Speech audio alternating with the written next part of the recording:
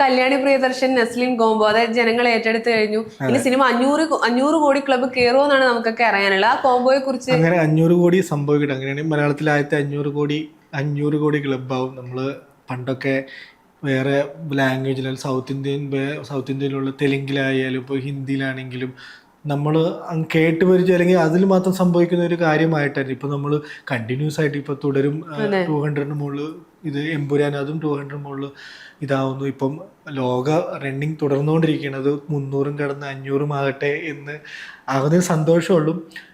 കല്യാണീനെ ഇപ്പം നമ്മൾ സാധാരണ കല്യാണിനെ കാണുന്നതിൽ നിന്നൊരു ഡിഫറെൻ്റ് ആയിട്ടുള്ള ഒരു ക്യാരക്ടറാണ്. കാരണം മലയാളത്തിൽ അങ്ങനത്തെ ക്യാരക്ടേഴ്സ് നമ്മൾ കണ്ടിട്ടില്ല, ക്യാരക്ടേഴ്സ് നമ്മൾ കണ്ടിട്ടില്ല.